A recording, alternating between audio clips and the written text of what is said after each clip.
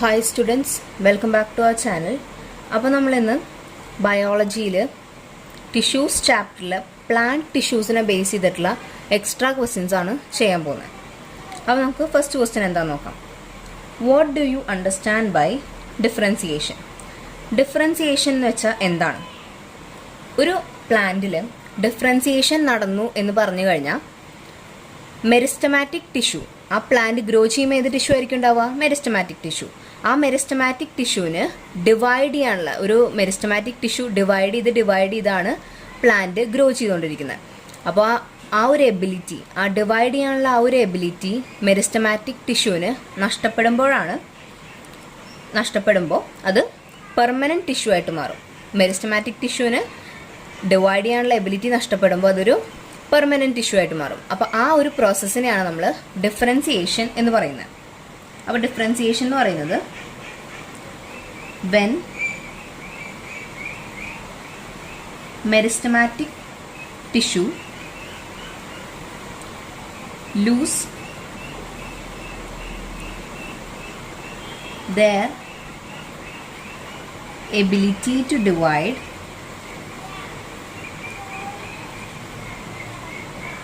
and become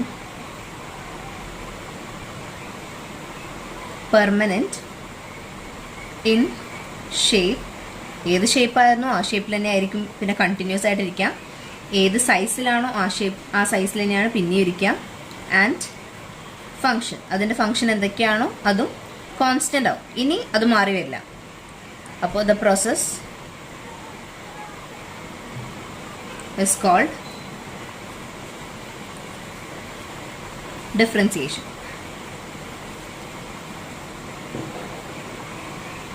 അപ്പോൾ differentiation എന്ന് പറയുന്നത് when a meristematic tissue lose their ability to divide and become permanent in shape, size and function, the process is called differentiation. Clear അല്ലേ? ഇനി second question നോക്കാം. Second question, what are vascular bundles? ഒരു പ്ലാന്റിൽ vascular bundles നമ്മൾ പറയുന്നത് എന്തിനെയാണ്? Xylem and phloem. സൈലത്തിനെയും ഫ്ലോയത്തിനെയാണ് നമ്മൾ ഒരു പ്ലാന്റിൽ വാസ്കുലാർ ബണ്ടിൽസ് അല്ലെങ്കിൽ വാസ്കുലാർ ടിഷ്യൂസ് എന്നൊക്കെ പറയുന്നത്. അപ്പോൾ ഇതിൻ്റെ answer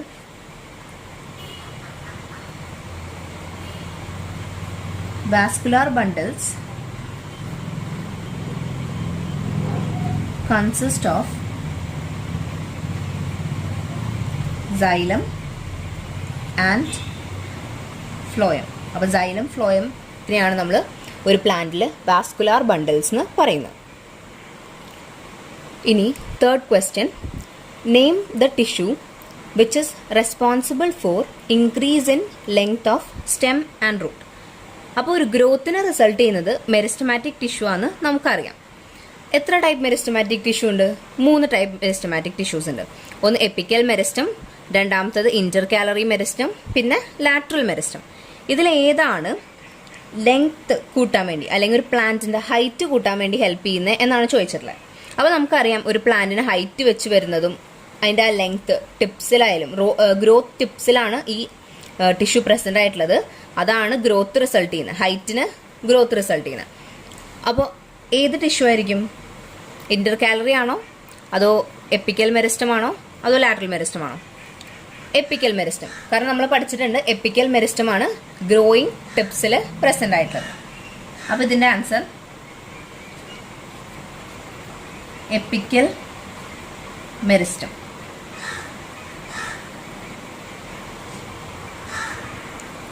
Next question, name the tissue that makes husk of coconut. കോക്കനട്ടിൻ്റെ ആ ഔട്ടർ ഷെൽ അല്ലെങ്കിൽ ഔട്ടർ കവറിങ് ഉണ്ടാക്കുന്ന ടിഷ്യൂ ഏതാണ് എന്നാണ് ചോദിച്ചിട്ടുള്ളത്. അപ്പോൾ ഏതാണ് ആ ഒരു ടിഷ്യൂ?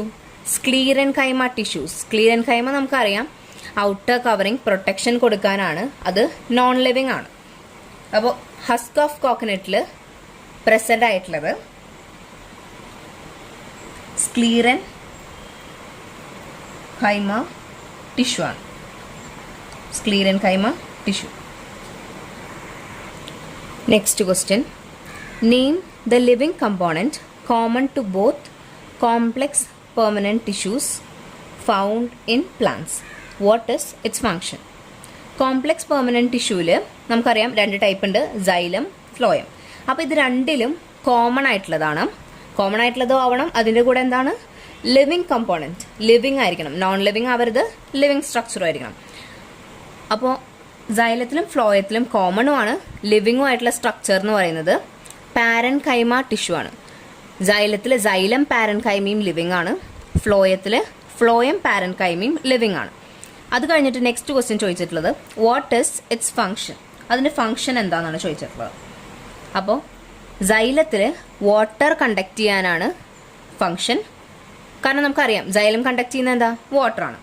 അതുപോലെ ഫ്ലോയം കണ്ടക്ട് ചെയ്യുന്നത് ഫുഡ്. അപ്പോൾ ഫ്ലോയത്തിൽ ഫുഡ് കണ്ടക്ട് ചെയ്യാനും സൈലത്തിൽ വാട്ടർ കണ്ടക്ട് ചെയ്യാനുമാണ് അതിൻ്റെ ഫംഗ്ഷൻ. അപ്പോൾ ഇതിൻ്റെ answer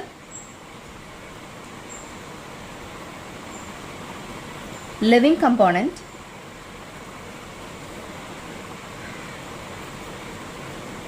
common to xylem and phloem tissue is parenchyma.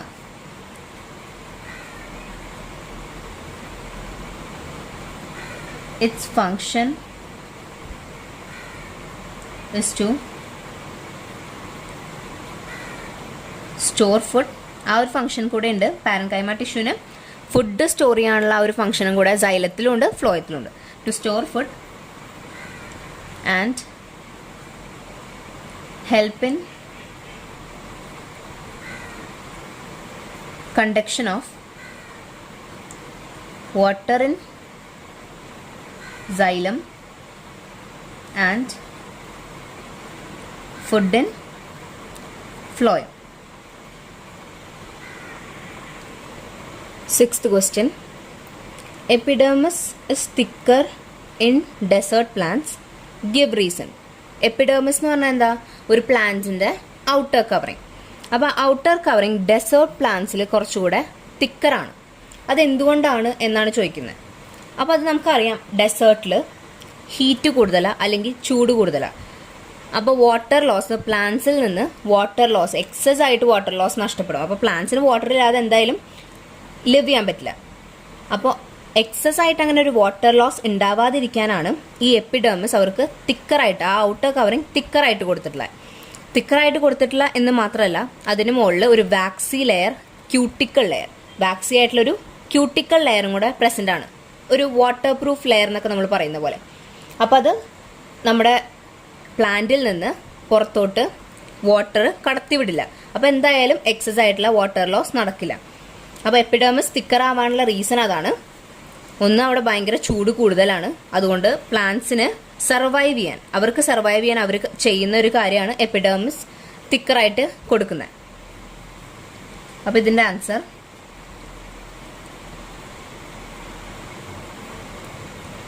in desert habitat, epidermis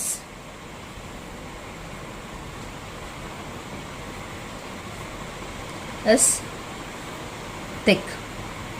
Epidermis is thick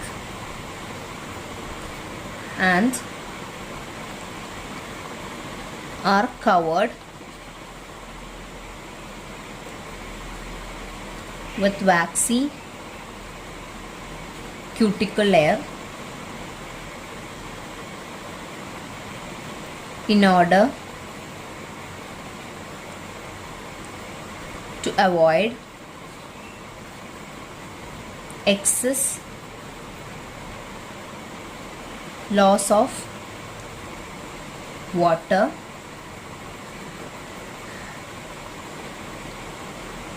through transpiration due to excess heat. Next question. State one point difference between xylem and phloem. xylem phloem തമ്മിലുള്ള ഒരു main ആയിട്ടുള്ള difference, അവരുടെ function നോക്കിയാൽ തന്നെ നമുക്കറിയാം. xylത്തിന്റെ function എന്താണ്? Water transport ചെയ്യാൻ.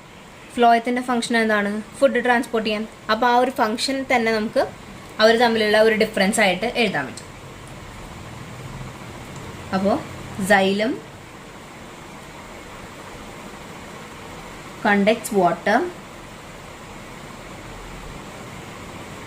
in the plant body, whereas phloem conducts food in the plant body. അപ്പോൾ xylem വാട്ടർ ട്രാൻസ്പോർട്ട് ചെയ്യാനും ഫ്ലോയം ഫുഡ് ട്രാൻസ്പോർട്ട് ചെയ്യാനാണ് യൂസ് ചെയ്യുന്നത്. Next question, what R stomata? Stomata എന്ന് വെച്ചാൽ എന്താണ്? അപ്പോൾ സ്റ്റൊമാറ്റ എന്ന് പറഞ്ഞാൽ ഒരു പ്ലാന്റിൽ ഔട്ടർ കവറിങ് എപ്പിഡെർമിസ് ആണെന്ന് പറഞ്ഞു.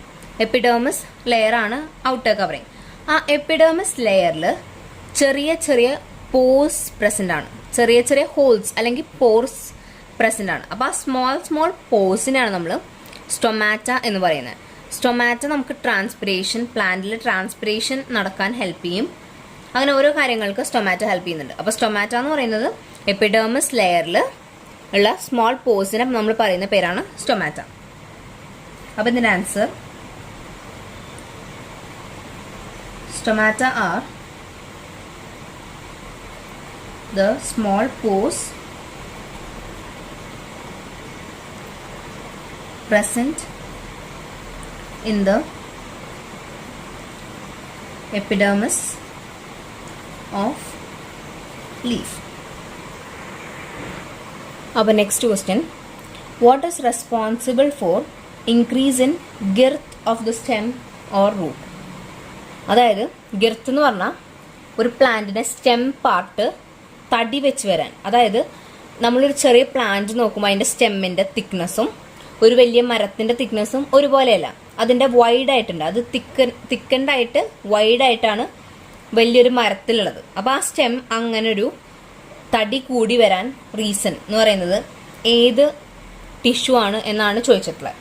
അപ്പോൾ ഗിർത്ത് എന്ന് പറഞ്ഞാൽ തടി കൂടി വരൽ. What is responsible for increase in girth of stem or root? അപ്പോൾ അതിന് റെസ്പോൺസിബിൾ ആയിട്ടുള്ള ഏതാണ്?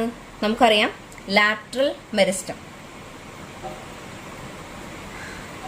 എപ്പിക്കൽ മെരിസ്റ്റം ഗ്രോയിങ് ടിപ്സിലാണ് പ്രസന്റ് ആയിട്ടുള്ളത്.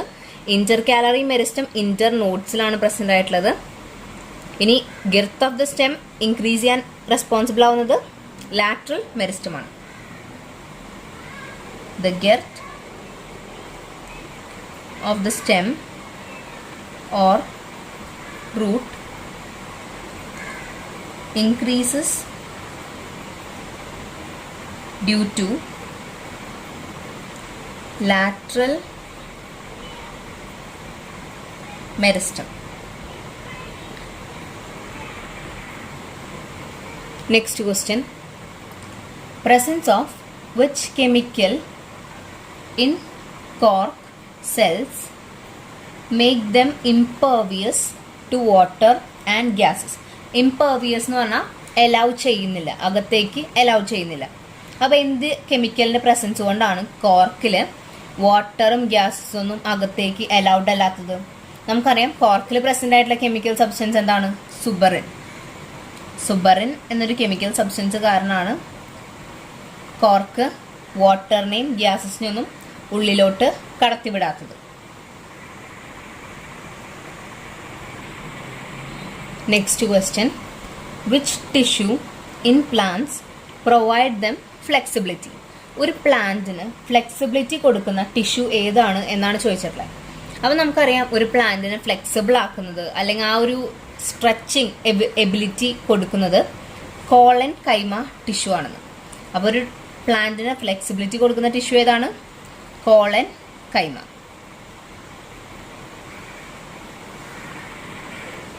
Next question, name a plant tissue having dead cells. Dead cells ഉള്ള ഒരു പ്ലാന്റ് ടിഷ്യൂ നെയിം ചെയ്യാനാണ് പറഞ്ഞിട്ടുള്ളത്. അപ്പോൾ നമുക്കറിയാം, പ്ലാന്റ് ടിഷ്യൂ ഡെഡ് സെൽസ് ഉള്ളത് ഏതിലാണ്?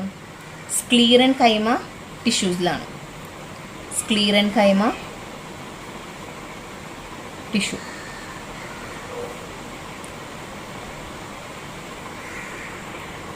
Next question, which tissue provides buoyancy to the aquatic plants. buoyancy എന്ന് പറഞ്ഞാൽ എന്താ? ഫ്ലോട്ട് ചെയ്ത് കിടക്കാനുള്ള ആ ഒരു എബിലിറ്റിനെയാണ് നമ്മൾ ബോയൻസി എന്ന് പറയാം. അപ്പം ഏതൊരു ടിഷ്യൂ ആണ് ഒരു പ്ലാന്റിന്, അക്വാട്ടിക് പ്ലാന്റിന് അങ്ങനെ ഫ്ലോട്ട് ചെയ്ത് കിടക്കാൻ ഹെൽപ്പ് ചെയ്യുന്നത്? അതെന്ന് പറയുന്നത് ഒരു പാരൻകൈമ ടൈപ്പ് ടിഷ്യൂ ആണ്. പാരൻകൈമ ടിഷ്യൂവിൽ ഏതാണ് ടൈപ്പ്? പാരൻകൈമയിൽ നമുക്കറിയാം ക്ലോറൻകൈമയുണ്ട്, അതുപോലെ എയറൻകൈമയുണ്ട്. അപ്പോൾ ഇതിൽ എയറൻകൈമ ടിഷ്യൂ ആണ് ഒരു പ്ലാന്റിനെ ഫ്ലോട്ട് ചെയ്ത് കിടക്കാൻ ഹെൽപ്പ് ചെയ്യുന്നത്. പാരൻകൈമ ടിഷ്യൂവിൽ എയർ ക്യാവിറ്റീസ് പ്രസന്റ് ആവുമ്പോൾ ആണ് നമ്മളതിനെ എയറൻകൈമ എന്ന് വിളിക്കുന്നത്. പാരൻകൈമ ടിഷ്യൂവിൽ ക്ലോറോഫിൽ പിഗ്മെന്റ് പ്രസന്റ് ആകുമ്പോഴാണ് നമ്മൾ ക്ലോറൻകൈമ എന്ന് വിളിക്കുന്നത്. അപ്പോൾ ഈ ക്വസ്റ്റ്യനിൽ നമ്മളോട് ചോദിച്ചിട്ടുള്ള which tissue provides buoyancy to the aquatic plants. അപ്പോൾ ബോയൻസി കൊടുക്കുന്ന ഏതാണ്? എയറൻകൈമയാണ്. എയർ സ്പേസസ് പ്രസന്റ് ആണ്. അപ്പോൾ ആ എയർ സ്പേസസിൽ എയർ ഫില്ലാവുമ്പോൾ ആ ഒരു പ്ലാന്റിന് ഫ്ലോട്ട് ചെയ്ത് കിടക്കാൻ പറ്റും. അപ്പോൾ ഇതിൻ്റെ ആൻസർ എയറൻകൈമ ടിഷ്യൂ ആണ്. സോ അപ്പോൾ ഇത്രയേ ഉള്ളൂ നമ്മുടെ ഇന്നത്തെ ക്ലാസ്. ഇനി ഇതിൻ്റെ പാർട്ട് 2 വീഡിയോ അടുത്ത് തന്നെ അപ്ലോഡ് ചെയ്യുന്നതാണ്. അപ്പോൾ എവ്രി വൺ താങ്ക് യു.